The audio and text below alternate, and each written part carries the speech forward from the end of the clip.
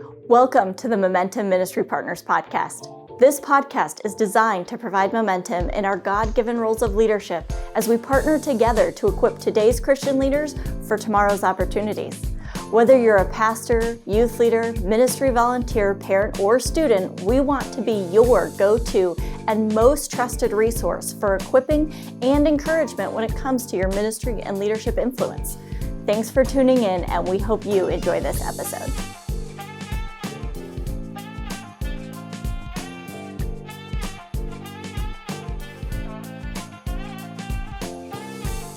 Hello and welcome to a new year, a new episode, and maybe a new you. I don't know. We'll find out on this episode, I guess, if this is the podcast for you, but we are so delighted that you're back with us. If this is your first ever Momentum Ministry Partners podcast, we are thrilled that you've chose to spend some time with us. We're going to be talking about excellence over perfection today. And I don't know if you're anything like me. My name's Eric, by the way. I'm the host of this and the executive director of ministry with Momentum Ministry Partners.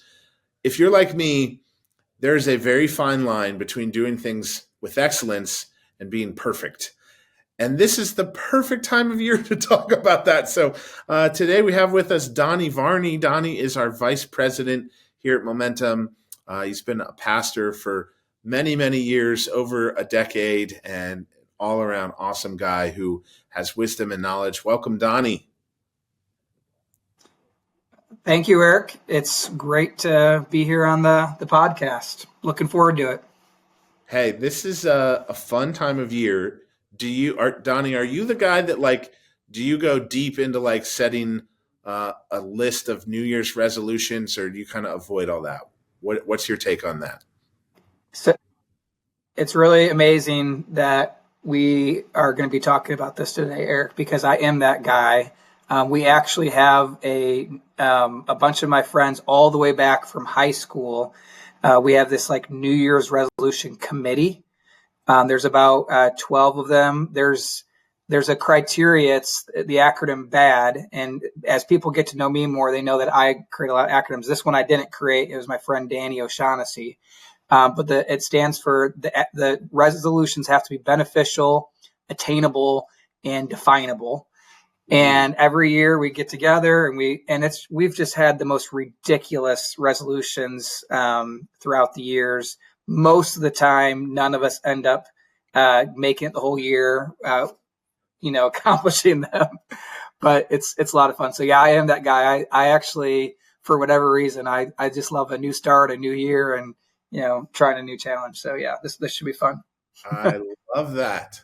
BAD, beneficial, attainable, and what was the last one? Definable. Okay. Definable. Yeah. That's fantastic. So I was that guy. I'll be honest. I was the guy that I would set New Year's resolutions. I'm going to read my Bible for an hour every day. I'm going to prayer journal. I'm going to never miss church on a Sunday. I'm going to brush my teeth for 5 minutes. I'm going to floss, right? All those things. Yes. And then I'd get to February and I was like, what was that goal? What was the New Year's resolution? I don't remember. I've learned I'm an Enneagram 7. I like variety. I'm about as extroverted as they come. And that was a terrible system for me. And Donny, if I'm honest, I would just beat myself up about I can't ever do these things. And I remember listening to, I don't even remember who it was, but it was a sermon that somebody did, a pastor that I was listening to. And he was talking about just putting Jesus in the center of things. And there's all these leadership principles now, and Craig Rochelle podcast and Carrie Nieuwhof. And all these guys really just talk about adding one new thing. And that was so helpful for me of just looking today to be even 1% better, and what's, something that you can do today. And that unlocked a thing in me that was so helpful. So now I've been doing this for about 10 or 12 years now. Now what I do is I choose a word for the year that God's kind of given me. I spend December kind of fasting and really thinking about what are the things that have a hold on my life that I need to get rid of or surrender to the Lord. And So I don't play games on my phone, or I limit my social media time in December. It's usually those two. Caffeine is often on the top three, but it's really helpful to hear the word that the Lord wants me to focus on for the year, and that's just kind of my one thing. So, Well, I feel like I have to ask then, Eric. Do you have a word yet for this year? Can we reveal that? I was afraid you were going to say that. I knew as Yeah. soon as I'm not fully ready to reveal that yet, Donnie. Okay. All right. It That's may fine. make That's its fair. way onto a future episode, but Okay. Fair enough. Fair enough. I wanted to reveal it if we could, but we're I got close. it. Yeah. Yeah. Yeah. God's given me a couple things, and I need to really keep praying about them a little bit. So Yep. there's Good. time. There's time. It's early. Yep. It's early. It's early. Yeah. You got the whole year, Eric. You got the whole Well, year. so Donnie, what does it do to you when you're like you've got your bad goals and you've got this acronym and you've got your New Year's resolution set? What happens in your psyche? What happens to you emotionally, even when you can't accomplish those goals? You get to June, you forgot about them. Like, do you beat yourself up? What does that do to even your relationship with the Lord? That's a very deep question that if you knew some of our resolutions through the years, you would be like, probably nothing to our relationship with the Lord because they're pretty inconsequential. I mean, there's this one year, Eric, where there's 365 days in the year, and we created this like push-up chart, and every day you had a 1 to all the way to 365, and every day you had to just cross off one number, which represented how many push-ups you did for the day. And there was all kinds of strategy. Like, do you start on January 1 knocking out the 365? Do you just go 1, 2, 3, and everyone did different things. I just give that one as an example of like, I made it, I think, to like June or July, and I was like relieved when I finally missed it, because it was just messing up my life, and it was just not even worth the refund. So I don't know if my relationship with the Lord changed too much on ones like that. But to your point with the question, especially if you're trying to use New Year's as an opportunity to set a goal spiritually, and if you fail at that, if you want to use that word, it can be a little bit, discouraging or depressing or whatnot. So like, I guess for me personally, anytime I set a goal, I guess I would just say it's just, you have to put in context that what you're going after is just a goal. It's not a right or a wrong. It's not necessarily even a good or a bad. I think it's just setting. It's more directional than it is a destination. And I literally just came up with that, and I feel like that feels pretty good. So I feel like we should stick with that, because at the end of the day, you mess up a day or two or whatever the context is, you can still keep heading in that direction, even if somehow there's like a black mark on what that's going to look like for the year. And I don't know, I think you can rest in that quite a bit. But for the perfectionism people out there, I know that can be tough. But yeah, that directional versus destination mindset, I think that's pretty huge. Donnie, I like that, because I think even as pastors, as ministry leaders, it's very easy to slip into the performance, the people pleasing, hitting the metrics and having goals that are where we just thrive and we see God do amazing things. And if we're honest, it's a fine line between what I can do and what God's actually doing through me or through our ministry. And we play the comparison game. We beat ourselves up. The enemy, tries to throw all the shame and guilt at us. And you failed. You couldn't accomplish your goals. How could God?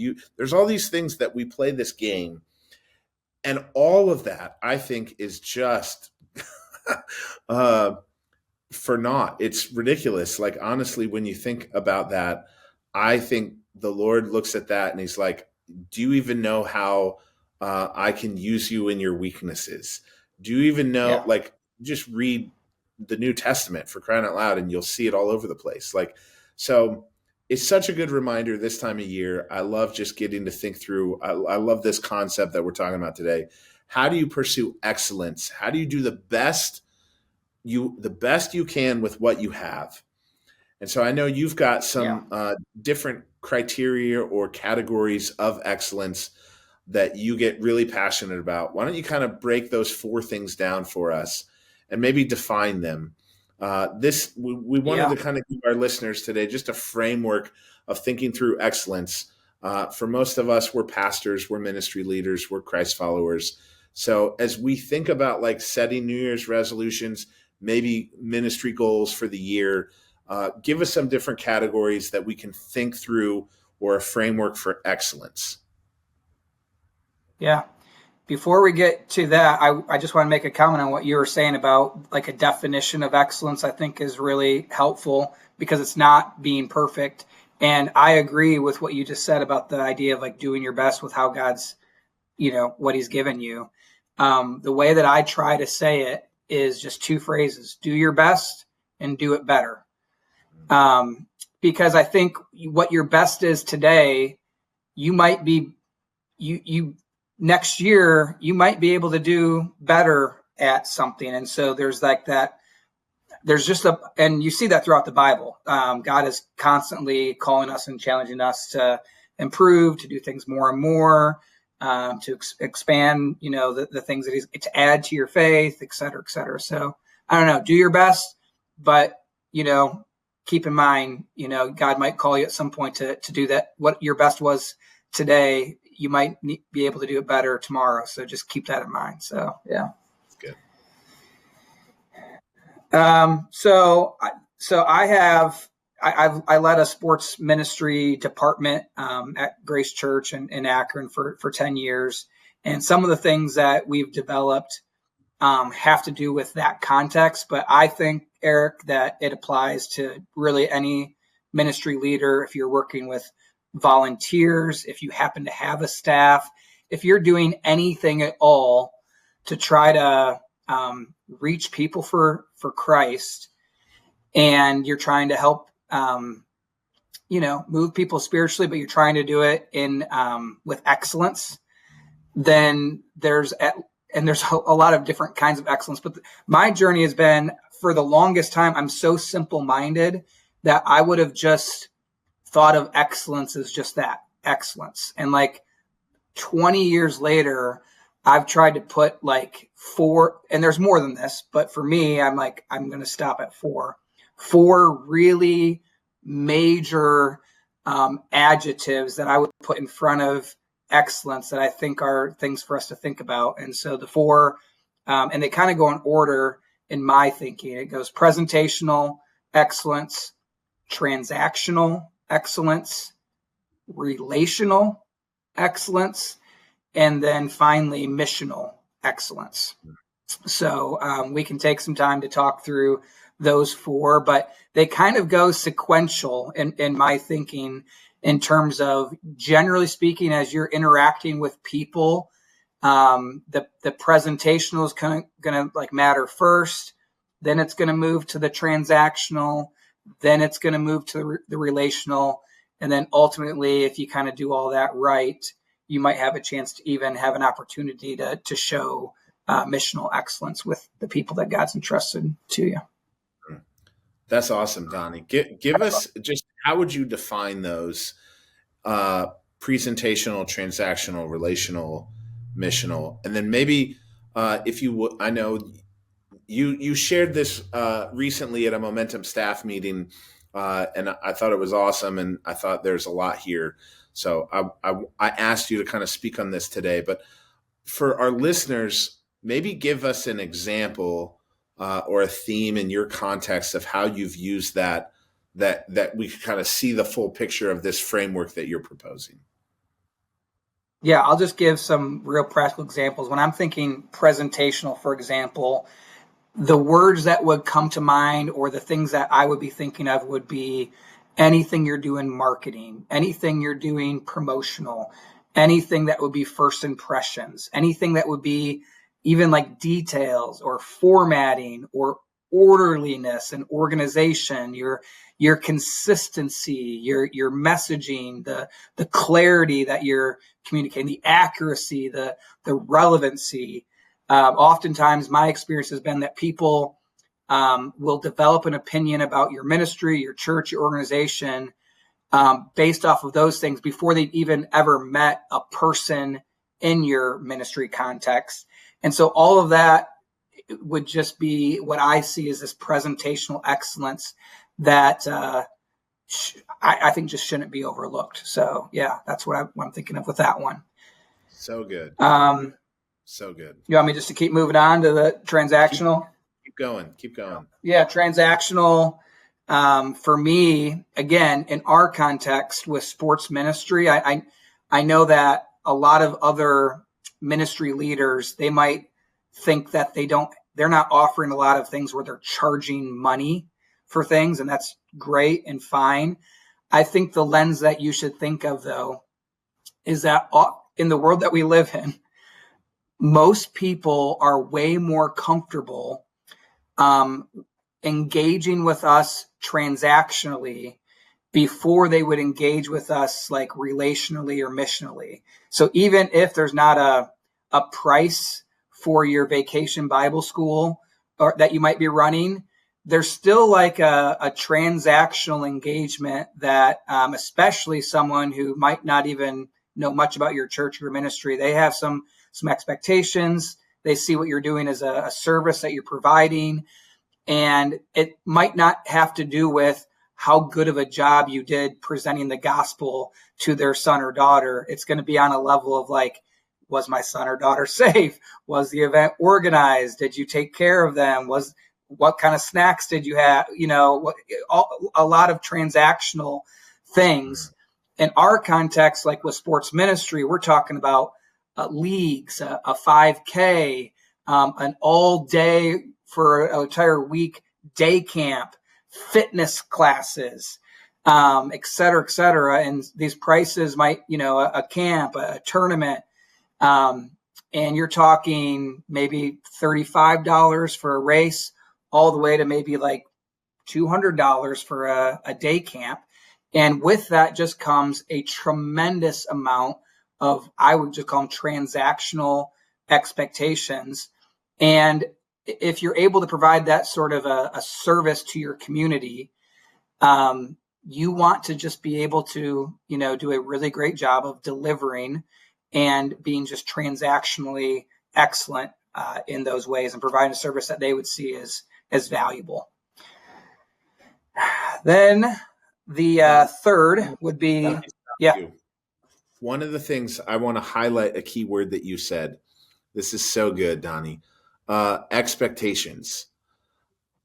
Regardless of in that transactional, in the theme of excellence, as human beings, we all have unspoken expectations, right? So if I'm a visitor at a church for the very first time, I probably have in my head a certain set of expectations that I would think need to be met in order to qualify the experience as excellent, right? The words on the screen are there so that I know the lyrics to the songs that we're singing, and they're spelled correctly, right? Yes. That whatever the translation that the pastor is going to be teaching out of, I'd like to know what that is so that I can at least follow along and read, or the words are on the screen, right? If there's a meet and greet time, I want to know that so I can mentally prepare or safeguard myself, because I may not want to engage with that, right? I may not be ready to tell people my name or give my contact information on the Connect card. The expectation. So for us to do things with excellence, even in this transactional part that you just explained, even if it's free, even if there's no financial exchange in what we may think in a business world as transactional, there's still a set of expectations that in order to be excellent in, we need to be aware of what those expectations might be, which kind of, I see what you're saying of playing off of the presentational and then going into relational. So I felt like that was important to kind of highlight that part of it. You are spot on, Eric, on that. And expectations is the right word to use. And I think it's a discipline for us as ministry leaders to realize that sometimes what we think are the expectations aren't always the expectations. Yeah. And so really always thinking through the person who might be furthest from Christ, who might be entering into our environment, I would say it's okay to think through that grid of what kind of transactional expectations might they have, and how many of those could we and should we, try to engage with them on and be excellent in, to give us a chance to eventually, like we're going to talk about, get to the missional excellence side of it. So that's good. All right, keep going. Relational excellence. Define that. Hospitality, vulnerability, authenticity, grace, love, care, humility. In our context with sports ministry, we developed a phrase. We called it be known, belong, be strong. And all of that, for the most part, would have been in this relational excellence, when we would say we want every athlete in our program to be understood, discovered, and celebrated in unique and meaningful ways. That spoke to a relational excellence, where if you're in our environment, we are going to make sure that we don't have this one size fits all experience, but we're going to try, and it'll show up in our ratios. It'll show up in how we train our leaders to, as you're a part of what we do, we're going to have a relational excellence that shows up in that phrase, be known. The belong, we would say we want every athlete to be included, to be accepted, to be respected, as like a contributing member of the team or a group or whatever the environment is. And so we're like, yeah, not only do we want you to feel like you're a part of what we're doing, but we will, so much so that we will pretty quickly, in a positive way, expect you to be a contributing part of it and, add to it. So like little things like, hey, I know you might not go to our church, but you decide to be a part of this basketball league, and we want you to sign up for a week of snacks. And now you're like, well, wait a second, now I have to do this and do that. But it's in the context of community and relational excellence. Bringing them in to kind of be a part of the team in different ways is actually not a negative thing, I think. And so anyway, that's the belong. And then be strong is we want to challenge and inspire every athlete in what it means to be athletically, relationally, and then finally spiritually strong. And again, from a relationship standpoint, I think that people want to be challenged. They want to be pushed. They're looking to be inspired. And I think that shows up in that relational category, where it's like, hey, as we get to know each other more and more, like we want to be able to be a part of this group or experience where we're each kind of pushing each other in different things. So that's the relational part of it. Love that.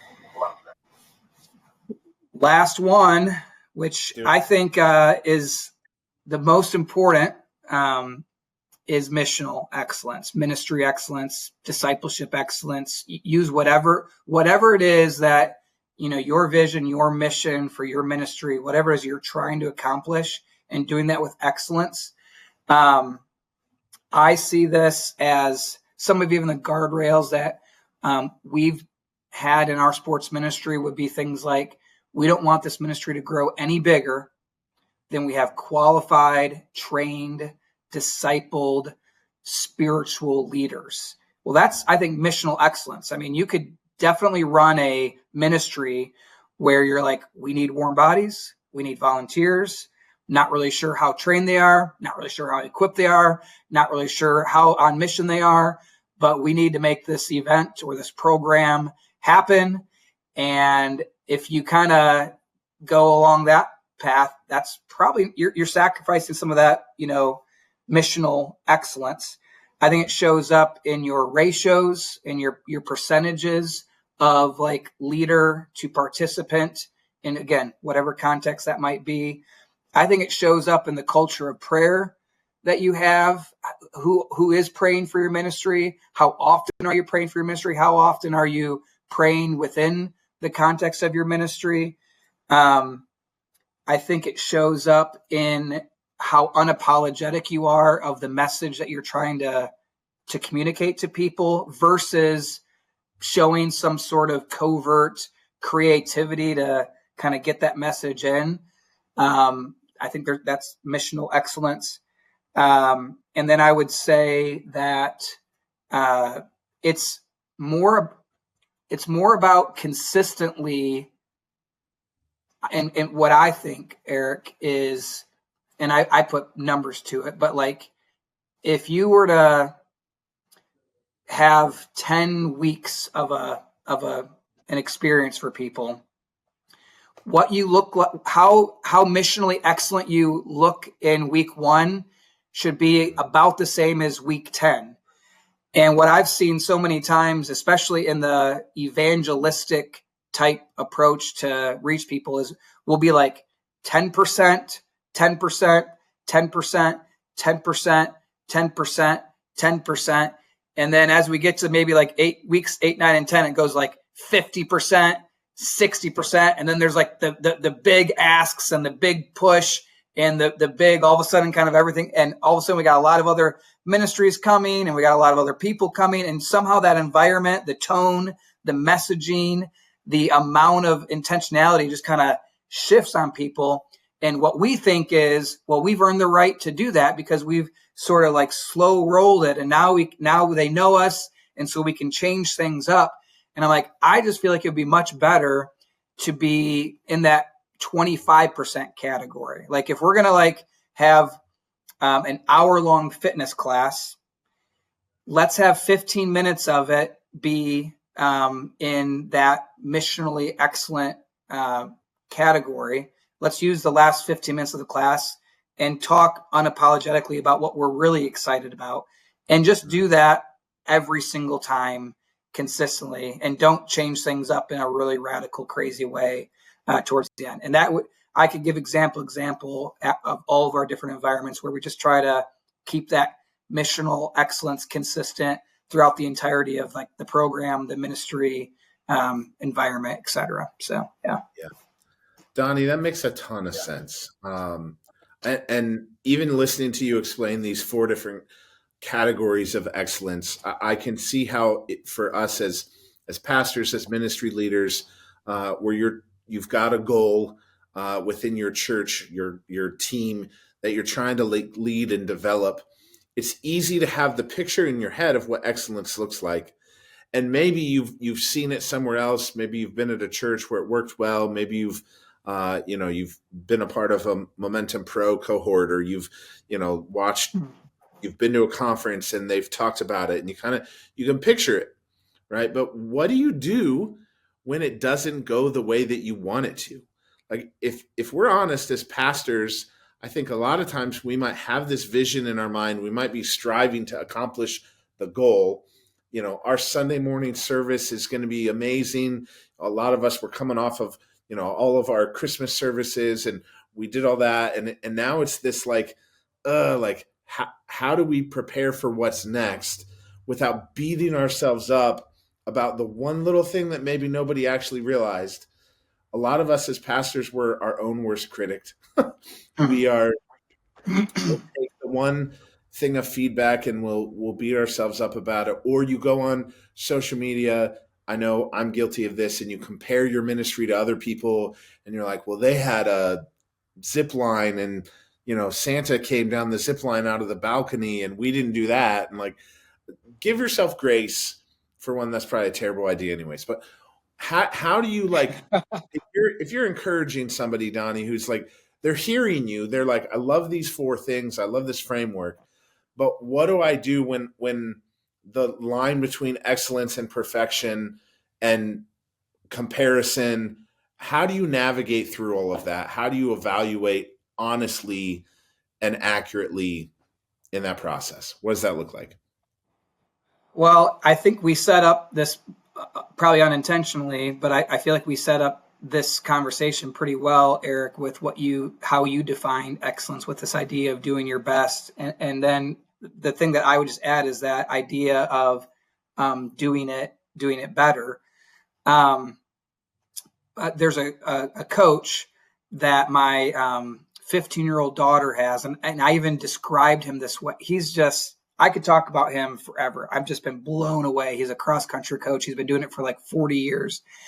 And he just has this demeanor about him that is so encouraging, so motivational, but so relational. He like loves these athletes. He does such a good job of working through individually their personal record, what their PR should be or could be. And it's what I found is, and this is the way I would describe him, this guy is very easy to please, but he's very hard to satisfy. And I think that we should, and so the girls on this team, they never feel beat up when they have a bad race. They never feel discouraged because they didn't get the PR that they had hoped for. Or even if they do get it, he's like, you did it. What are we going to do next race to get better? And so most of the time when he really ramps up we need to do better, he usually waits for when they've done good.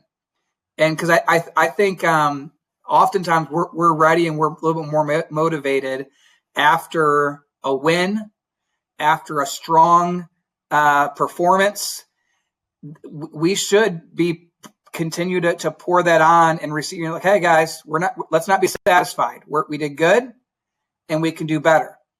But I think it's also important to give yourself, like you were saying, some grace, give yourself a little bit of a break, and remind yourself of the journey that you're on, not the destination you're trying to get to, the direction you're heading, and know that, hey, we're not there. We're going to keep working at it. We've done the evaluation, we've done the process, we've done our due diligence, and we're gonna keep working towards that. So I don't know, those would be the thoughts that came to my head when you asked that question. I like it. All right, so because you mentioned that, I want to put it back in a ministry professional world. You've built teams, you've led teams of volunteers, you've had staff that have, reported to you before your big event, before the Easter service, before the big sports camp. How do you prepare your team to strive for excellence in these areas and set proper expectations for them of these are the marks and the metrics that we're trying to hit, and yet hold the line, not be so overbearing or micromanaging. But what does that look like? Give us some examples maybe of how you've led your teams in preparation for the big event. Well, I actually shared this with the Momentum staff a week or two ago, and then we had an NFL football star who must have been listening in on our staff meeting. I don't know how it got leaked, and then he decided to share it with everyone. But it truly is a verse, Eric, that literally for at least 10 years now, I've brought up many, many times. And it's just this simple principle. It's a proverb. The horse is made ready for battle, but the victory is the Lord's. And to summarize it, especially in this context of like doing your best, leave to God the rest.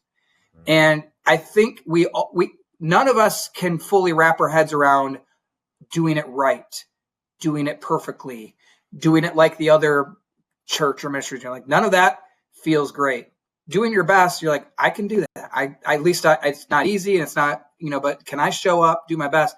But can I rest in God?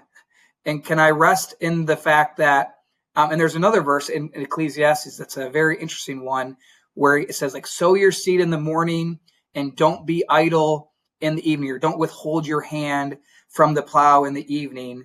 Who knows what will prosper, what God's going to prosper, whether this or that, or whether both alike will be good. And the principle is we don't know, and God on purpose has designed us because he knows that we wouldn't probably do well if we did know what areas of our life, what moment of the event, of the Easter service, of a program that we have, what conversation we're going to have where he's going to supernaturally do something that we don't know.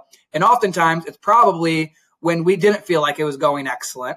And I think God also likes to use that as a reminder of like, when you feel like you're weak, and you are, that is when I show up and I'm strong.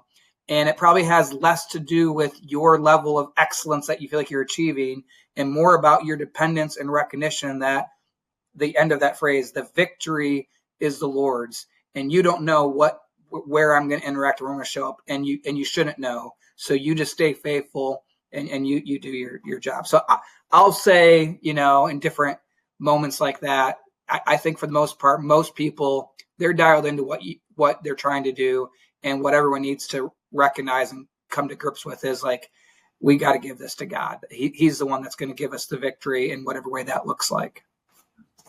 That's so good, Donnie. I actually forgot that you had shared that proverb, that verse with our staff.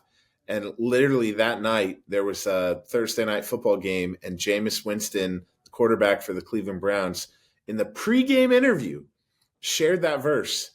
And I had a friend share that with me, like, I guess he's a follower of Christ, and he quoted the Bible, and, he said, we've prepared and the horse is ready for battle, and God's going to do the rest. And I was like, whoa, like watching this. So that's a really good example. I like that of like, I can only do what I can do, but I'm going to do my best. I'm going to prepare for that. So now let's go to the other side on the flip end, right? So now Christmas services have come and gone.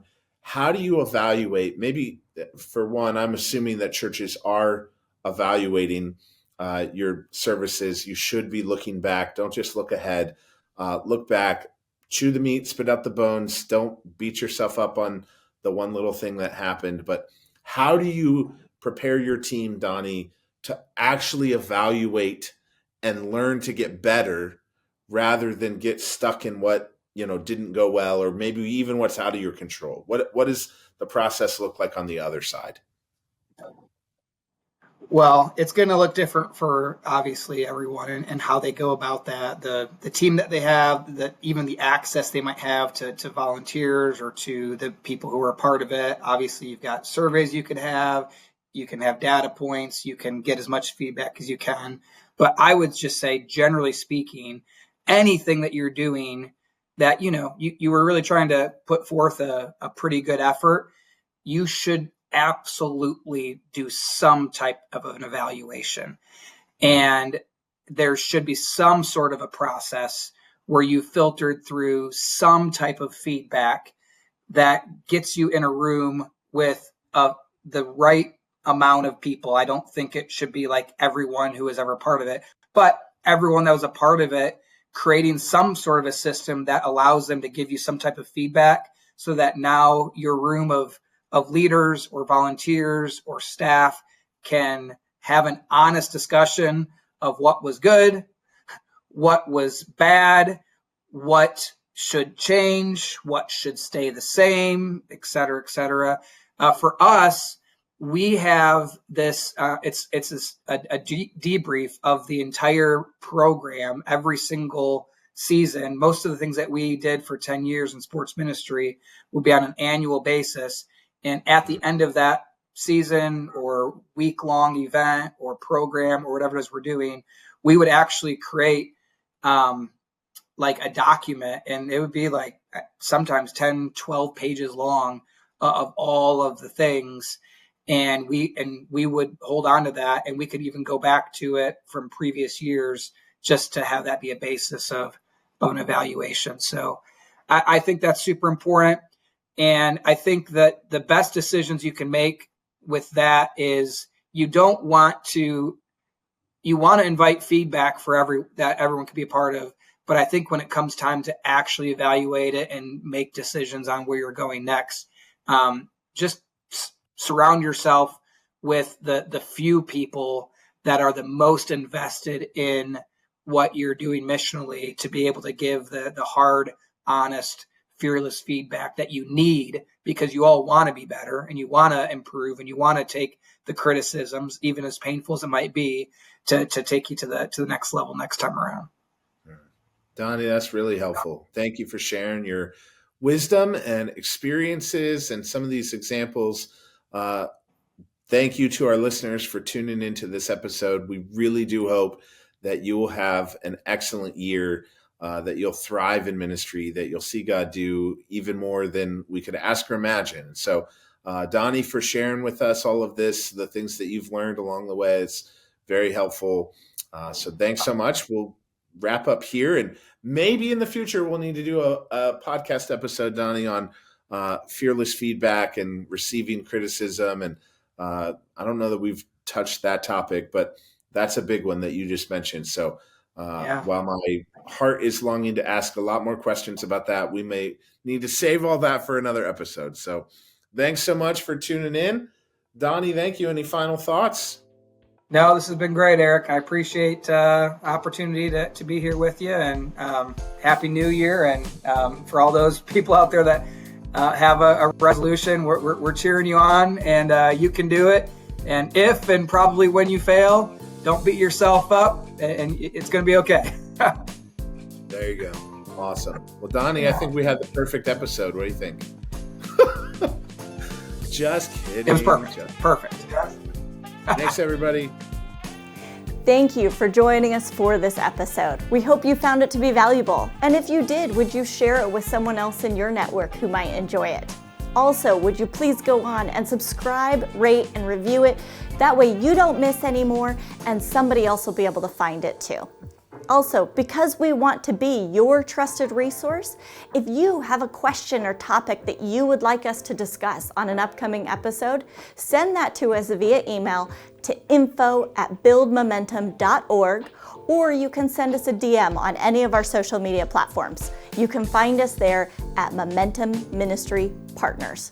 Also, if you need more information on our ministry, be sure to check out our website at buildmomentum.org. Thank you so much, and we hope to see you next time.